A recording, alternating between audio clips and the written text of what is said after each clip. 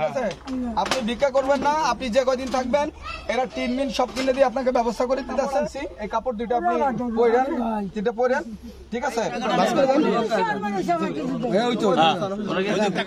আমাদের এই 1402 ইউনিয়নের এই ছোট শ্রীপতি গ্রামের এই কুটি বেগমের বাড়িতে যে নাকি 15,000 টাকা বর্তমান যে চেয়ারম্যান উনি নিয়েছে।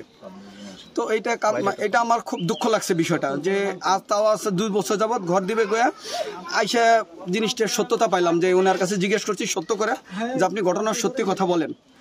অভয় নিয়ে তুমি বললো যে আমার ভিক্ষের টাকা 15,000 টাকা এই কামরুজ্জামান সাহেব ফকির নিয়েছে। আজকে অনেকদিন যাবৎ এই ঘটনাটা হয়ে গেছে। আমি প্রশাসনের কাছে সর্বোচ্চ রিকোয়েস্ট, সর্বোচ্চ আবেদন করব যেন এটাকে দ্রুততম সময়ের ভিতরে এটার বিচারের ব্যবস্থা করা হোক, এবং এই বিচারের ব্যবস্থা আমরা খুব শক্ত হাতে চাই। কারণ একটা বিচার হলে পরা মাননীয় প্রধানমন্ত্রী জননেত্রী শেখ হাসিনা যে মানুষের ভিতরে বিভিন্ন ঘর অনুদান যে সবকিছু দিতেছে, এইগুলো যদি ঠিক মতো না পায় এটা খুব দুঃখজনক, খুব কষ্টের বিষয়। তা আমি এটা তীব্র নিন্দা জ্ঞাপন করতেছি। আমি ভাষা হারিয়ে ফেলছি। ওনার এই ভিক্ষার টাকা 15,000 টাকা আমি রেখেছে।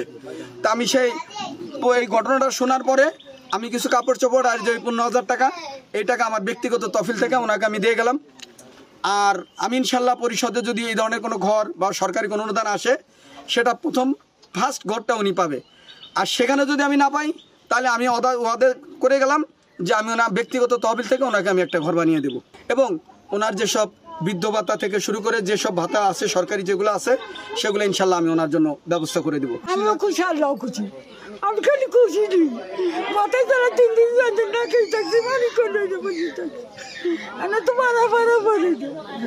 7 বছরের করে বসাই নিয়েছে। ওই কত কষ্ট হতে যে মাথা নেই, বাড়িতে মাথা রান্না